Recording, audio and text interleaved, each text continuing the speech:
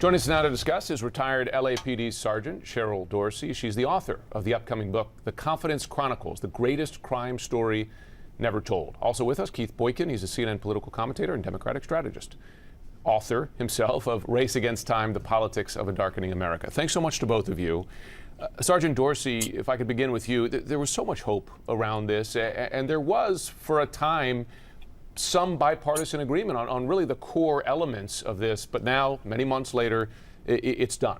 How disappointed are you, and what's the path forward? Listen, I'm not disappointed at all. I'm a realist, and I never believed that this thing was going to pass. Tim Scott said from the very beginning that qualified immunity was a non-starter. He did talk a little bit about holding an agency accountable, but not individual officers. And so all we've really heard is lip service from these politicians, and the president and his VP have forgotten the very people who put them in office. And look at what they're doing on the border, sending out flights of Haitians, 7 to 9 a day.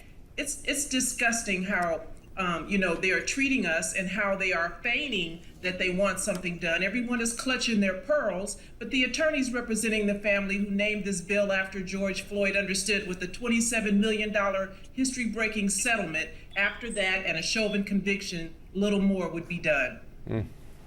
You know, Keith, as we look at this, on the heels of this, Congresswoman Karen Bass said the next step here is that the Biden administration needs to act in whatever way they can, even if that's executive order. What is the reality of that happening? What can the White House, what do you think the White House would do even? Well, the White House and the Justice Department have some latitude to move in terms of executive action. That's sort of the principal way that they can move unilaterally. But the other thing that the president can do is put pressure on his own party, put pressure on Joe Manchin and Kristen Sinema and the Democrats to eliminate the filibuster so they can pass this bill even without Republican support. You know, Joe Biden would not be president of the United States. He would not have even won the Democratic nomination were it not for black voters. Black voters are the most loyal constituency of the Democratic Party. And yet here is a bill, the George Floyd Justice and Policing Act, which has been in negotiations for 6 months now, and the Democrats have control over the White House and both houses of Congress, and they still can't get it passed.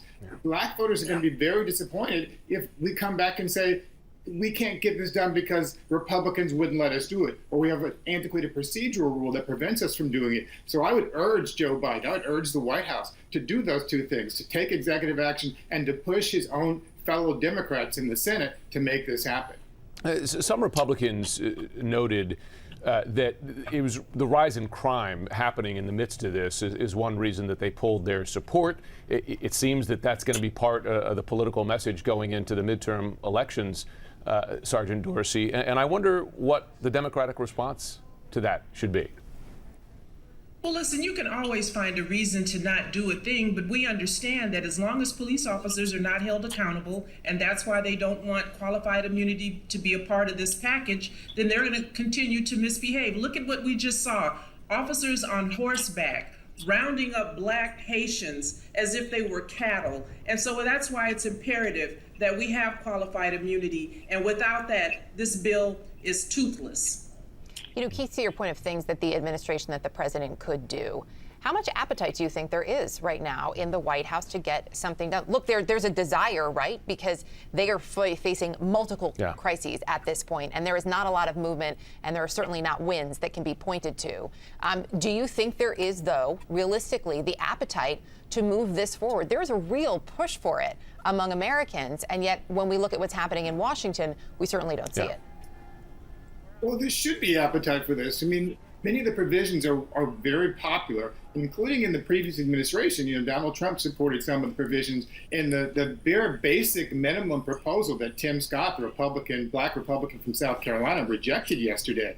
So there's no reason why the White House shouldn't push on this, not to mention the fact that if they want to motivate Democrats to come out to the vote, particularly black voters to come out in the midterm elections and in the next presidential elections, they're going to have to deliver something. We have 3 major pieces of legislation: the George Floyd Justice and Policing Act, the John Lewis Voting Rights Act, and the Emmett Till Anti-Lynching Act, all sitting in the United States Senate waiting something to happen with a Democratic-controlled Senate, a Democratic-controlled House, and a Democratic president. That's unacceptable for black voters to continue to see this and to throw up their hands, for Democrats to throw up their hands and say, we can't do anything because of some old procedural rule.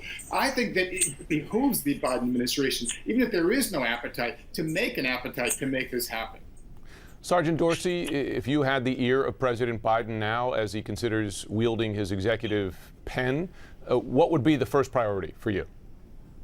Make it happen. Listen, I mean, they figure out a way to get everything else done. They've addressed the needs and wants of every other demographic except for that of black folks. And so get it done. Well, we'll see. Short of busting through the filibuster, at least legislatively, it doesn't look like it's going to happen now. Keith Boykin, Sergeant Cheryl Dorsey, thanks so much to both of you.